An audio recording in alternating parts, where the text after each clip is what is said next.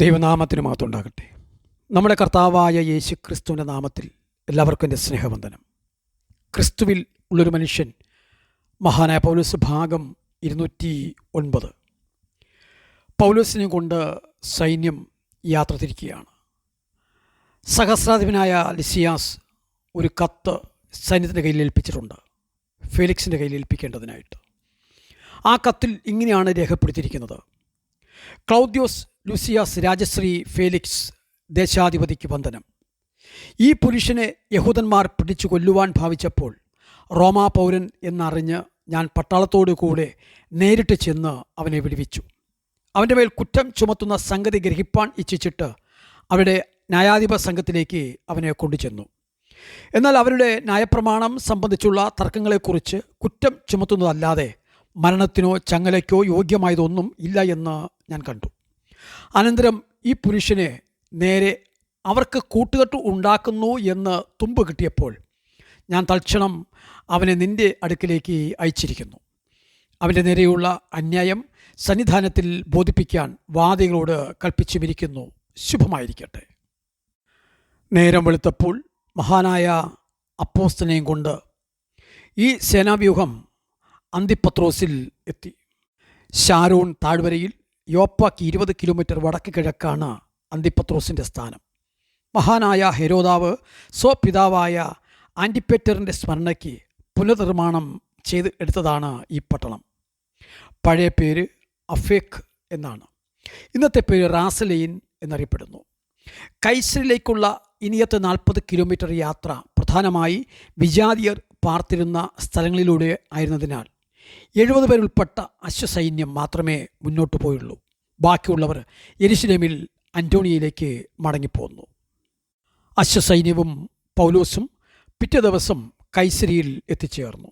അവർ പൗലോസിനെ ഫേലിക്സിൻ്റെ മുമ്പിൽ നിർത്തി. ലിസിയാസിൻ്റെ കത്തും കൊടുത്തു. ഫേലിക്സ് കത്ത് വായിച്ചു. എന്നിട്ട് തല ഉയർത്തി പൗലോസിനോട് ചോദിച്ചു, നിങ്ങൾ ഏത് സംസ്ഥാനക്കാരനാണ്? കിലിക്കിയ. പൗലോസ് മറുപടി പറഞ്ഞു, വാദികൾ വരട്ടെ, അപ്പോൾ നിങ്ങളെ വിസ്തരിക്കാം. ഫേലിക്സ് പ്രഖ്യാപിച്ചു. എന്നിട്ട് സ്വന്തം ചേവർക്ക് നേരെ തിരിഞ്ഞ് ഇയാളെ ഹെരോദാവിൻ്റെ ആസ്ഥാനത്തിൽ സൂക്ഷിക്കുക എന്ന് കൽപ്പന കൊടുത്തു. ഫേലിക്സ് എടുത്ത നടപടികൾ മനസ്സിലാക്കിയ ശേഷം ലിസിയാസിൻ്റെ കുതിരച്ചേവകർ യെരുശലേമിലേക്ക് മടങ്ങിപ്പോയി. നോക്കൂ, എന്നാൽ പൗലോസ് ഇനി യെരുശലേമിലേക്ക് ഒരിക്കലും പോകുകയില്ല. സ്വന്തം ജനവും യെരുശലേം നഗരവും പൗലോസിൻ്റെ ഹൃദയത്തിൽ എന്നും നിറഞ്ഞു നിന്നിരുന്നു. അതെ, പൗലോസ് ബന്ധനസ്ഥനാകുവാൻ മാത്രമല്ല, മരിക്കാനും തയ്യാറായിരുന്നു.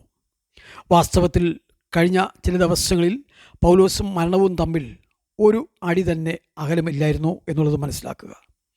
ഇപ്പോൾ രക്ഷപ്പെട്ടിരിക്കുന്നത് 40 പേരുടെ ഒരു വിശുദ്ധ ശബ്ദത്തിൻ്റെ വാൾമുനയിൽ നിന്നുമാണ്. ഒരു യുവബന്ധുവിൻ്റെയും സഹായം തനിക്ക് ലഭിച്ചു. മാത്രമല്ല, ഒരു വിജാതീയ പട്ടാള മേധാവിയുടെയും സംയോജിതമായ നീക്കങ്ങൾ കൊണ്ടാണ് പൗലോസ് ഇപ്പോൾ ജീവനോടിരിക്കുന്നത്. എന്നാൽ ഈ സമയം യെരുശലേം സഭാ മൂപ്പന്മാർ ഈ ജാതിയുടെ അപ്പോസ്തലനെ ഏറ്റവും വലിയ അപകട മേഖലയിലേക്ക് തള്ളിവിട്ടിട്ട് പിന്നെ എന്തു ചെയ്തു എന്ന് ഒരു അറിവുമില്ല. എങ്കിലും നമുക്കൊന്നറിയാം.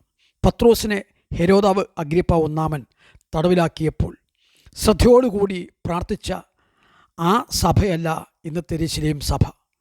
മതാനുഷ്ഠാനങ്ങളിൽ ശ്രദ്ധ വെച്ച് ആറിത്തണുത്ത ക്രിസ്തീയ സ്നേഹവുമായി അത് അധപ്പതിച്ചു പോയിരിക്കുകയാണ്. ഫേലിക്സ് നിഷ്ഠൂരനും ഒരു ദുർമോഹിയുമായിരുന്നു. ധാർമ്മികമായ യാതൊരു നിഷ്ഠയുമില്ലാതിരുന്ന ഈ ഫേലിക്സ് 3 വിവാഹങ്ങൾ കഴിക്കുകയുണ്ടായി. എല്ലാം രാജകീയ കുടുംബങ്ങളിൽ നിന്നുമായിരുന്നു വിവാഹം നടന്നിരുന്നത്. ഫേലിക്സുമായി പൗലോസ് സന്ധിക്കുമ്പോൾ ഹെരോദാവ് അഗ്രിപ്പ 2 അതുപോലെ ബെർനിസിൻ്റെയും സഹോദരിയായ ദ്രുസില്ലയായിരുന്നു ഭാര്യ. അവരിൽ നിന്നും യഹൂദ ആചാരങ്ങളെപ്പറ്റി ഫേലിക്സ് കുറച്ചൊക്കെ മനസ്സിലാക്കിയിരുന്നു.